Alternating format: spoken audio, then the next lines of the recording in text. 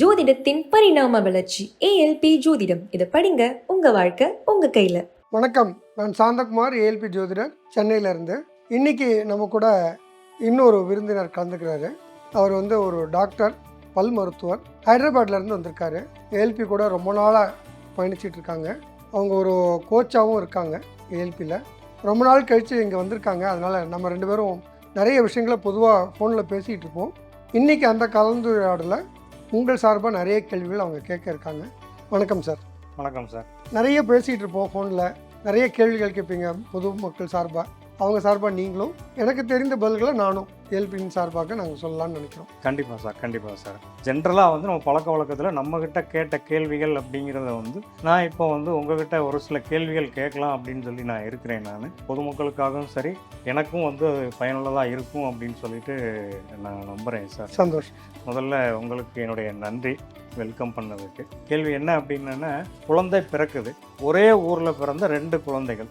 ஒரு குழந்தை பணக்கார வீட்டில் பிறக்குது, ஒரு குழந்தை ஏழை வீட்டில் பிறக்குது. இது எதனால் அப்படிங்கிறது ஒரு கேள்வியாக இருக்குது சார் எனக்கு. நல்லது சார். நம்ம நிறைய நேரத்தில் என்ன நினைக்கிறோம்னா, பெற்றவங்க தான் குழந்தைய பிறக்க வைக்கிறோம் அப்படிங்கிறது ஒரு பார்வை இருக்குது. நம்ம இதிகாசம் புராணங்கள் அடிப்படையில் பேசினா கூட குழந்தை தான் பெற்றவங்களை தேர்ந்தெடுக்குதுன்றது தான் உண்மையாக இருக்குது. இது பிண்டத்தை வேணால் பெற்றவங்க கொடுக்கலாம், ஆனால் ஆத்மா யாரை தன்னுடைய தாய் தந்தையராக இருக்கணுன்றதை தேர்ந்தெடுக்குது அப்படிங்கிறது தான் நிகழ்வுங்க. இப்போ ஒரு உதாரணத்துக்கு சொல்லணும்னா கிருஷ்ணர் எடுத்துக்கணும். கிருஷ்ணர் வசுதேவரையும் தேவகியும் தேர்ந்தெடுத்தாரா, இல்லை தேவகியும் வசுதேவரும் கிருஷ்ணர் குழந்தையாக பிறக்கணும்னு வேண்டிக்கிட்டாங்களா? சார் தான் தேர்ந்தெடுத்தாருன்றது தான் கதை. சரிங்களா? அது 8வது குழந்தையாக பிறக்கணும் அப்படிங்கிறத கூட அவர் தீர்மானிக்கிறார். கிருஷ்ணர் தீர்மானித்தது தான் இங்கே நடக்குது அப்படிங்கிறது தான். இப்போ நம்ம புரிஞ்சுக்க வேண்டியது என்னென்னா, பரமாத்மா அப்படின்னு எடுத்துப்போம். ஒரு ஜீவாத்மா, பரமாத்மா, இந்த தத்துவங்களுக்குள்ளார ரொம்ப டீப்பாக போக வேண்டாம். மேலோட்டமாக புரிஞ்சுக்கிட்டோன்னா ஆத்மா அப்படிங்கிறது தான். பரமாத்மான்றது இறைவனாகவும், ஆத்மான்றது அதில் இருக்கிற ஒரு துளியாகவும் அப்படி புரிஞ்சுக்கிறோம். ரெண்டும் சேர்ந்தது தான் ஒன்று ஐக்கியமாகறதுன்றது தான் ஆன்மானுடைய தன்மை அப்படிங்கிறதும். இந்த ஆத்மாக்களுக்கு இச்சைகள் உருவாகுது. இச்சா, கிரியா, ஞானம் அப்படிங்கிற 3 நிலைகள் வாழ்க்கை. அதாவது ஆசை, செயல்படுதல், சரிங்களா, அனுபவம் பெறுதல், ஞானம் பெறுதல் அப்படிங்கிற 3 நிலைகளை கடக்கிறது தான் பொதுவாக வாழ்க்கை. ஸோ ஆசையிலிருந்து தான் பிறப்புகளே உருவாகுது. ஈவன் இது சயின்ஸ் கூட ஒத்துக்குதுங்க. சயின்ஸ் என்ன சொல்லுதுன்னா, முதல்ல ஒரு தாட்டு தான் கிரியேட் ஆச்சுன்றாங்க. ஒரு தாட்லேருந்து தான் இந்த யூனிவர்ஸை கிரியேட் ஆச்சுன்னு இன்றைக்கி சயின்ஸ் கூட பேசுது. சரி, சயின்ஸ் இதை கரெக்டாக சொல்லுதா இல்லையா, இல்லை இந்த தத்துவத்தை தான் அது ரிஃப்ளெக்ட் பண்ணுதா, அதை விட்டுடுவோம். நம்ம தத்துவார்த்தமாகவே பேசிட்டு போவோம். அப்போது ஒரு எண்ணம் முதல்ல ஆன்மாவுக்கு உருவாகுது. இந்த மாதிரி ஒரு சூழ்நிலையில் நான் இருந்தேன்னா நான் எப்படி இருப்போம், அந்த அனுபவத்தை பெறணும் அப்படிங்கிற முடிவு ஆன்மா எடுக்குது. இந்த ஆன்மா அதுக்கான சூழ்நிலையும் அதுக்கான பெற்றவர்களும் உடல் தன்மை. இப்போ எனக்கு நோய் இருந்தால் எப்படி இருக்குன்னு ஒரு ஆசை இருக்குன்னு வச்சுக்கோங்களேன். அந்த நோய் தரக்கூடிய தன்மை உள்ள தாய் தந்தையரை தேர்ந்தெடுக்கு. சரிங்களா? இல்லை நான் ஏழ்மையில் இருக்கணும், ஏழ்மைன்னா என்னென்ன நான் பார்க்கணும்னு நினைக்குது அப்படின்னா ஏழ்மைக்கான சூழ்நிலை இருக்கிற தாய் தந்தையரை தேர்ந்தெடுக்குது. இப்படி அது சாய்ஸஸ் இந்த ஆன்மா தான் எடுக்குது. இப்படின்னு ஒரு தத்துவம் இருக்குது. ஆப்ரஹாம் ஹிக்ஸ் அப்படிங்கிறவர் எழுதியிருக்காரு. இன்டர்நெட்டில் தேடிங்கன்னா அவருக்கும் இந்து தர்மத்துக்கும் எதுவும் சம்மந்தமே கிடையாது. பட் அவர் ஆன்மாக்கள்கிட்ட பேசுகிறேன்னு சொல்கிறாரு. அவர் சொல்கிற தத்துவங்கள் அப்படியே இப்போ நம்ம பேசுகிற விஷயங்களுக்கும் அவ்வளோ அழகாக பொருந்தது. அப்போது கர்மாவே 3 விதமான கர்மா. தாய் வழி கர்மா, தந்தை வழி கர்மா, சுய கர்மான்னு சொல்லுவோம். இந்த சுய கர்மா தான் நம்ம பேசுகிறேன். இந்த ஆன்மா தனக்கு என்ன கர்மான்றதை தேர்ந்தெடுத்துட்டு தான் வருது. இதை தான் ஜோதிடத்தில் நமக்கு ஜாதகமாக ரிஃப்ளெக்ட் ஆகுது அப்படிங்கிறதையும் சொல்லலாம். இப்போ அது தேர்ந்தெடுத்த போது பணக்காரனாக இருந்தால் அங்கே தேடுதல் பணம் இல்லை, தனக்கு வேண்டிய சௌகரியங்கள் எல்லாம் பார்க்கணும் அப்படிங்கிறதும், பணம் இருந்தால் தான் ஒரு தொழில் செய்து நான் முனைஞ்சு பார்க்கணும், அது நிறைய பேருக்கு நன்மை செய்யணுன்ற ஒரு ஆசை இருக்குன்னு வச்சுக்கோங்களேன். அந்த பணம் இருக்கிற இடத்துலேருந்து ஆரம்பித்தா தான் அந்த பயணம் கரெக்டாக இருக்கணும், அதுக்கான தேர்ந்தெடுத்தல் இருக்கும். இப்போ ஒரு வறுமைன்னா என்னென்னு தெரிஞ்சுக்கணுன்னு ஒரு ஆத்மாவுக்கு ஆசை இருக்குது வச்சுக்கோங்களேன். அது வறுமை இருக்கிற இடத்துல தேர்ந்தெடுக்கும், இவ்வளோதான். ஸோ அந்த ஆத்மா தான் தேர்ந்தெடுக்குது இன்னார் தாய் இன்னார் தந்தைன்றது. நான் வேறு ஒரு கதை கூட இங்கே நான் ரிலேட் பண்ண விரும்புகிறேன். துரோணருடைய கதை எல்லாருக்கும் தெரியும். துரோணர் 8வது குழந்தைன்னு எல்லாருக்கும் தெரியும். இந்த கதை என்ன சொல்லுதுன்னா, சந்தானு மகாராஜா அவர் நதிக்கரைக்கு போகிறாரு. அங்கே ஒரு அழகிய பெண்ணை பார்க்குறாரு, ஆசைப்படுறாரு, கல்யாணம் பண்ணிக்கலாமான்னு கேட்குறாரு. பண்ணிக்கிறேன், ஆனால் நான் சொல்கிற கண்டிஷன் எதையும் நீ மறுக்கக்கூடாதுன்றாரு. சரி ரைட்டுன்னு சொல்கிறாரு. கல்யாணம் பண்ணிக்கிட்டாங்க. இவர் எதுவும் மறுத்தே கேட்கல, ஒரு வார்த்தை கூட அவங்க தட்டுறதே இல்லை. நல்ல வாழ்க்கை போட்டிருக்கு. முதல் குழந்தை பிறந்த உடனே கொண்டு போய் நதியில் விட்டுறாங்க.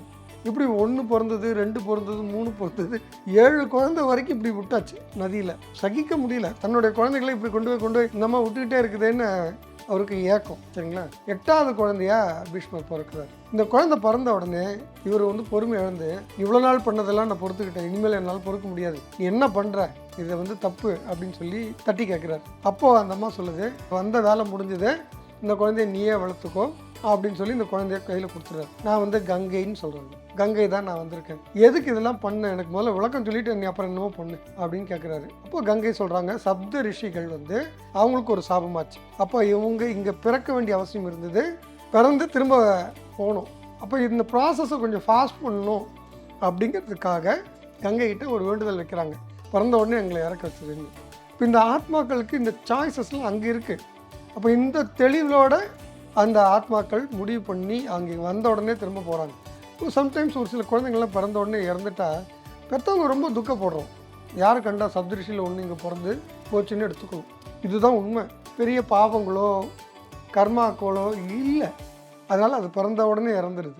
நான் சொல்கிறேன் புரியுங்களா, இந்த தாய் வழி கர்மாவும் அங்கே பெருசாக இல்லை, தந்தை வழி கர்மாவும் அங்கே பெருசாக இல்லை, சுய கர்மாவும் இல்லை, அதனால் வந்த உடனே கிளம்புறாங்க, இவ்வளோதான் விஷயம். இது வருத்தப்படுறதுக்கோ சங்கடப்படுறதுக்கோ எல்லாம் ஒன்றுமே இல்லை. இப்போ இந்த ஆத்மாக்கள் தேர்ந்தெடுக்குது அப்படிங்கிறது தான் இந்த பிறப்பினுடைய ரகசியமாக சொல்ல வேண்டியிருக்கு. நல்ல தகவல் சார், நல்ல தகவல். இப்போ அடுத்ததாக வந்து இது ரிலேட்டடாக தான் அதே கொஸ்டின் தான். அந்த பணக்கார வீட்டில் பிறந்த குழந்தை படிக்கலை, அதே ஏழை வீட்டில் பிறந்த குழந்தை படித்து ISROவில் அவங்க வந்து வேலைக்கு போயிடுறாரு.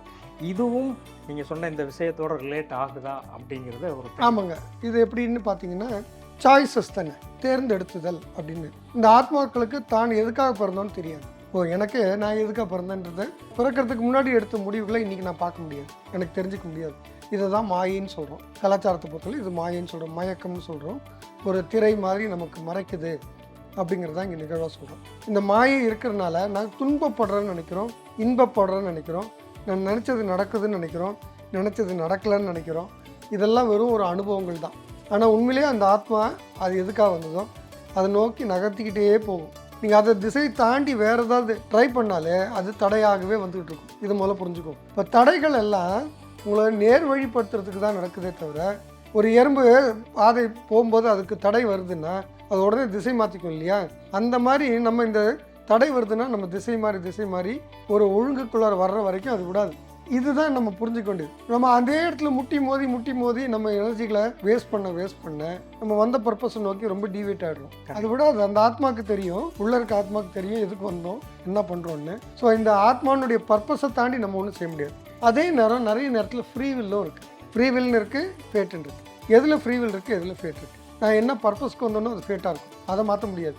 அதை நீங்கள் எக்காரணம் கொண்டும் அதை டிவியேட்டு பண்ண விடாது. ஏன்னா அந்த ஆத்மா தானே இதை செயல்படுத்துது, அதுதானே அனுபவம் பெறுது. சரிங்களா, ஆத்மாவுக்கு தான் அனுபவம், உடம்புக்கு இல்லை, மனுஷனுக்கு இல்லை. ஆத்மா ஆனால் உடம்போ உயிரோ இல்லாமல் அனுபவங்களை பார்க்க முடியாது, அதுக்கு தான் இந்த உடலை தேர்ந்தெடுத்து வருது. இதுதான் இந்த தத்துவம். இப்போ இந்த ஆத்மா எங்கெங்கே சாய்ஸஸ் ஏற்கனவே எடுத்து வந்ததோ அதை மாற்ற முடியாது, பட் மற்ற விஷயங்கள் எல்லாமே ஃப்ரீ வில்ல இருக்கும். அதுதான் இங்கே நிறைய டீவியேஷன்ஸ் கிடைக்கும். நான் படிக்கலான்றது இருக்குது, படிக்கக்கூடாதுன்னு இருக்குது. படித்தா நான் எங்கே போவேன், படிக்கலைன்றதுனாலேயே கான்ஷியஸ்னஸ்னாலேயே பப்ளிக் அவேர்னஸ் பயங்கரமாக இருக்கும். பார்த்துருக்கீங்களா, படிக்காத ஆளுங்க தான் ரொம்ப விவரமாக இருப்பாங்க, எங்கேயும் ஏமாந்துட மாட்டாங்க. ஏமாந்துருவோன்ற பயத்தினாலேயே அதிக கான்ஷியஸாக இருப்பாங்க. படித்தவங்க தான் படிச்சிட்டேன்றனாலேயே கொஞ்சம் லெத்தர்ஜிக்காக பிஹேவ் பண்ணுறது பார்த்து. ஆமாம், இது ரெண்டுமே நடக்கும். இது மனிதனுடைய இயல்பே அதுதான். அப்போ இந்த கான்ஷியஸ்னஸ் இருந்தால் தான் அந்த ஃபைனான்ஷியல் சக்ஸஸ் வரும்னா அவங்க அந்த ரூட் எடுத்துருப்பாங்க. இந்த பக்கம் கான்ஷியஸ்னஸ் வந்து கம்மியாக இருந்தால் தான் அந்த துன்பங்களை பார்க்க வேண்டிய அமைப்பு இருக்கும். சரிங்களா, இது ஆத்மாவுக்கு இன்பமும் இல்லை துன்பமும் இல்லை. அப்போது இந்த துன்பங்கள் வரும்போது என்ன பண்ணணும் அப்படின்னு ஒரு கேள்வி மட்டும் இங்கே இருக்குது. துன்பங்கள் வரும்போது ஆத்மா தேர்ந்தெடுத்ததுன்னு புரிஞ்சுக்கிட்டிங்கன்னா அதை ரசித்தா போதும். ஏன்னா ஆத்மா அதை தான் எதிர்பார்க்குது. நீங்கள் ஆத்மாவாக புரிஞ்சுக்கிட்டிங்கன்னா, அந்த துன்பங்களை ரசிக்க பழகிட்டிங்கன்னா, அந்த துன்பங்கள் நிறைவாகி ஆத்மாவினுடைய ரசனை நிறைவாகி அடுத்த வழிக்கு நகர்த்திடும். அது இல்லாமல் அதை தவிர்க்க அந்த பிரச்சனைகள் கூட்டிக்கிட்டே போகிறத பார்க்கலாம். நிறைய பேர் என் வாழ்க்கை ஃபுல்லாக துன்பமாக இருக்குன்றாங்க. ஒரு கசப்பு மாத்திரை சார், அது வந்து ஒரு 10 மில்லிகிராம் இருக்குது. நீங்கள் அரை மில்லிகிராமாக ஒரு அரை மணி நேரத்துக்கு ஒரு தடவை சாப்பிட்றது நல்லதா, மொத்தமாக போட்டு முழுங்குறது நல்லதா அப்படின்னா மொத்தமாக முழுங்கிடுறது நல்லது. ஒரே நீங்கள் அதுக்கு பதிலாக என்ன பண்ணுறீங்கன்னா போஸ்ட்போன் பண்ணி கசக்குதுன்னு கிட்டத்தட்ட ஒரு நாள் ஃபுல்லாக அந்த கசப்பு மருந்து சாப்பிட வேண்டிய ஒரு கட்டாயத்துக்கு நம்ம தான் உருவாக்குறோம். இது சாய்ஸஸ். கசப்பு மருந்துன்றது உண்மை, அதை மறுக்கிறதுக்கே இல்லை. அதுதான் அனுபவம். இந்த கசப்பை பார்த்து தான் தெரியணும். அது மொத்தமாக பார்க்கலாமா இன்ஸ்டால்மெண்ட்டில் பார்க்கலாமான்றது உங்கள் சாய்ஸில் இருக்குது. ஸோ ரசனை இருந்தால் இந்த பிரச்சனைகளை கடக்கலாம். துன்பத்தை கூட இடுக்கண் வருங்கால் நகுகன்னு சொல்லி கொடுத்துருக்காரு. அது உண்மையிலேயே அதை பார்த்து சிரிக்கிறதுக்கும் ரசிக்க கற்றுக்கிட்டோன்னா வாழ்க்கை ரொம்ப இன்ட்ரெஸ்டிங் ஆகிடும். நல்ல தகவல் சார். அதை இன்னொரு விஷயமும் சொன்னீங்க, இந்த ஸ்தூல சரீரம் அதுக்குள்ளே இருக்கிற ஆத்மா, அந்த ஆத்மா தான் முடிவு பண்ணுது நான் எங்கே பிறக்கணும். அது அந்த ஆத்மாவினுடைய ஆசைகளை நிறைவேற்றிக் கொள்வதற்கு அந்த ஆத்மாவால் ஆசைகளை நிறைவேற்றிக் கொள்ள முடியாது.